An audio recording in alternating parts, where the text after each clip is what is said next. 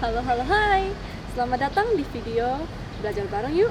Kali ini kita akan belajar bareng tentang bagaimana menjadi role model atau sosok panutan yang baik untuk anak. Saya yakin semua orang tua di sini pasti mau anaknya bisa berperilaku dengan baik.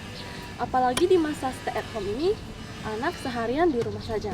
Orang tua mungkin jadi lebih sibuk untuk mengurus anak.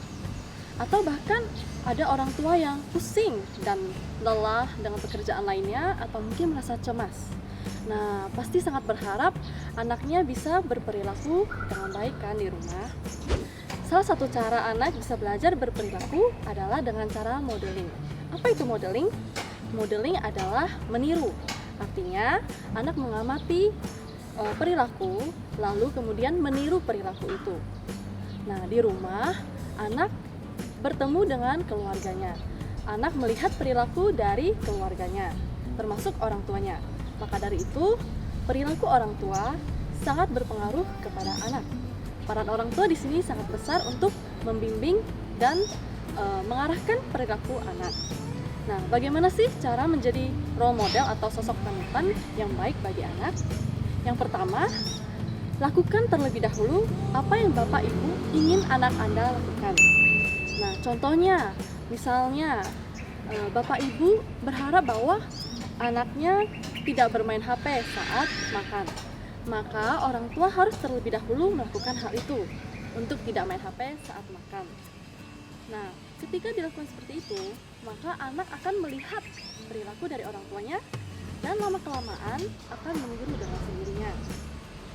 Karena dibandingkan nasihat yang panjang lebar atau omelan, anak akan lebih cepat belajar dengan cara meniru perilaku orang tuanya. Begitu juga halnya, orang tua mungkin ingin menghindari perilaku-perilaku yang kurang baik. Misalnya bertengkar di depan anak, atau bahkan memukul anak. Karena anak juga bisa meniru perilaku yang kurang baik ini.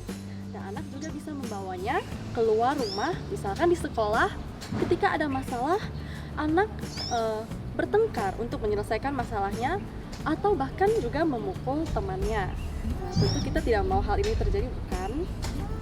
Nah, selain dari perilaku-perilaku itu, cara modeling ini juga bisa dilakukan untuk mengajarkan kebiasaan-kebiasaan pada anak. Contohnya, orang tua ingin menerapkan kebiasaan mencuci piring sendiri setelah makan. Maka orang tua bisa menunjukkan perilaku itu. Setelah makan, langsung dicuci piringnya. Atau bahkan orang tua juga bisa sambil mengajak anak untuk sama-sama cuci piring. Nah, mungkin kalau takut pecah piringnya bisa pakai piring plastik dulu. Nah, selain itu, selain kebiasaan dan selain perilaku, anak juga bisa meniru bahasa atau kata-kata. Nah, contohnya ketika marah mungkin orang tua mungkin tidak sengaja menggunakan kata-kata yang kasar atau bentak-bentakan. Anak juga bisa meniru hal ini.